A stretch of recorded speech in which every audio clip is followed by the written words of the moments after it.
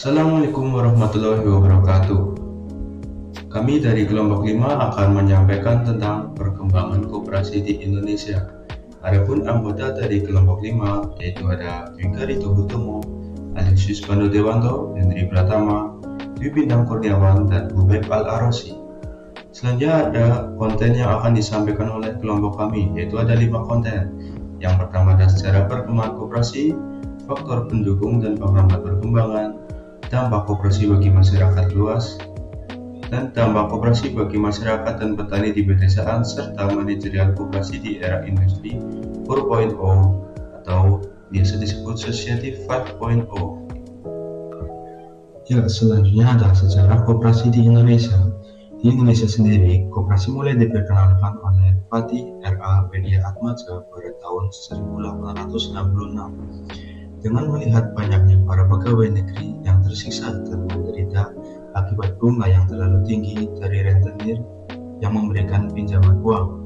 Melihat penderitaan tersebut, Fatih R.A. Bedia Atmaja lalu mendirikan bank untuk para pegawai negeri. Beliau mengadopsi sistem serupa yang ada di Jerman, yaitu mendirikan koperasi kredit.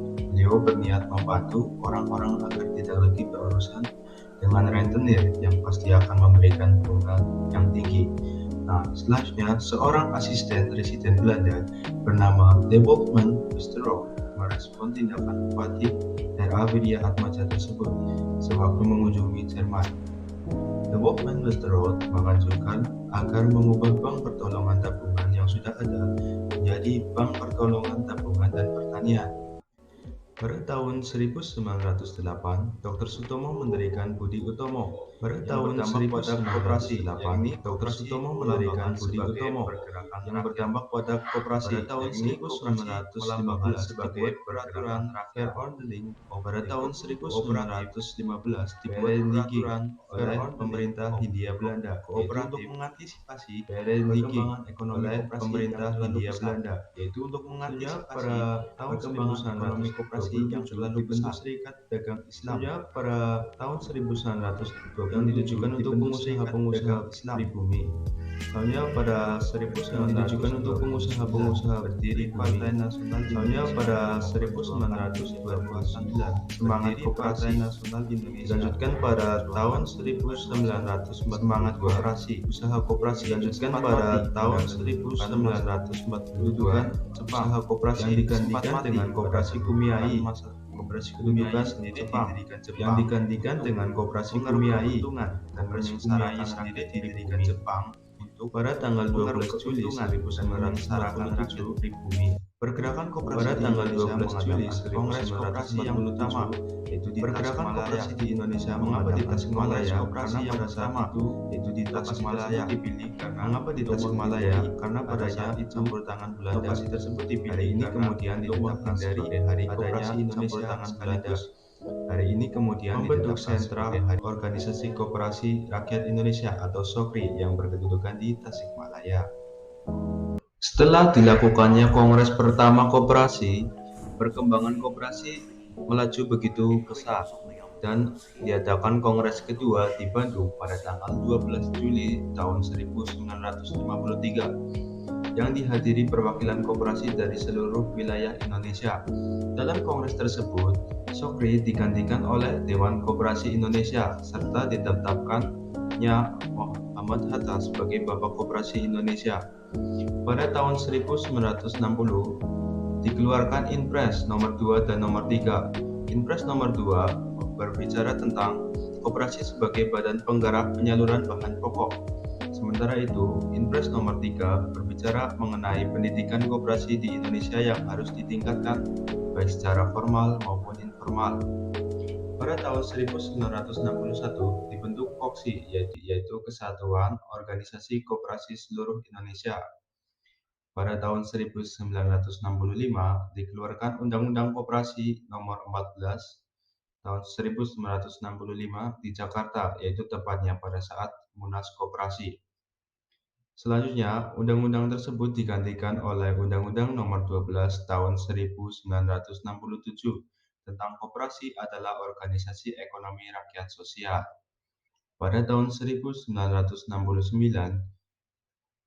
dibentuk Gerakan Koperasi Indonesia yang untuk menggantikan Dewan Koperasi Indonesia.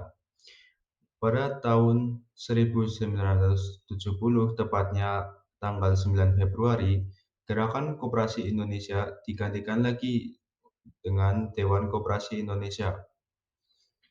Pada tahun 1992, dikeluarkan Undang-Undang Nomor 25 Tahun 1992 tentang perkoperasian yang menjadi landasan hukum koperasi hingga saat ini. Sayangnya, pada tahun 2000-an, perkembangan koperasi cenderung monoton atau jalan di tempat.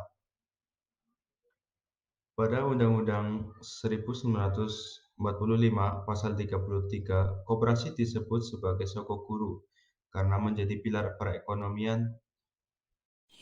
Setelah membahas topik sejarah koperasi, lalu apa aja sih faktor-faktor yang membuat koperasi dapat terus berjalan? Dan kenapa koperasi pernah berhenti pada saat awal-awal tahun 1940-an? Yang pertama ada faktor pendukung. Faktor ini yang membuat koperasi dapat terus beroperasi, yaitu adanya rasa kekeluargaan dan gotong royong masyarakat pribumi. Dan kedua, ada keinginan untuk terbebas dari kapitalisme dan kolonialisme para penjajah. Lalu lanjut ke faktor kedua, yaitu faktor penghambat. Faktor ini yang membuat koperasi pernah berhenti beroperasi, yaitu adanya politik masa kolonialisme Belanda dan penjajahan Jepang. Yang kedua, ada korupsi yang dilakukan saat penjajahan Jepang. Di Indonesia, dengan ciri masyarakatnya yang memiliki sikap kekeluargaan, kebersamaan, serta gotong royong, maka koperasi sangat cocok diterapkan di Indonesia. Namun, tidak semua koperasi akan bertahan lama, maka koperasi memiliki kelebihan dan kekurangannya masing-masing. Berikut adalah kekuatan koperasi. Yang pertama, yaitu mengutamakan kepentingan dan kesejahteraan anggota. Dalam koperasi, lebih mementingkan kepentingan anggota dibandingkan dengan individu. Karena tanpa adanya anggota, koperasi tidak akan berjalan dengan baik. Yang kedua, ada anggota berperan sebagai produsen dan konsumen. Kita harus rajin melakukan pinjaman kepada koperasi dan harus aktif dalam penyimpanan dana koperasi. Selanjutnya, ada dasar sukarela dan terbuka. Maksudnya adalah orang yang masuk menjadi anggota koperasi atau terhimpun dalam anggota koperasi atas dasar sukarela untuk memperbaiki taraf hidupnya, bukan paksaan dari orang lain. Selanjutnya ada prinsip pengelolaan untuk memupuk laba guna kepentingan anggota. Maksudnya yaitu sisa hasil usaha yang dihasilkan oleh koperasi akan dibagikan kepada anggotanya. Misalnya, koperasi pertanian mendirikan usaha penggilingan padi, koperasi sekolah untuk menyediakan seragam dan kebutuhan sekolah. Selanjutnya ada badan usaha yang sesuai dengan sikap bangsa Indonesia.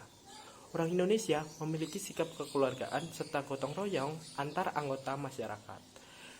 Karena asas koperasi adalah berkeluargaan, maka dari itu koperasi sangat cocok diterapkan di Indonesia.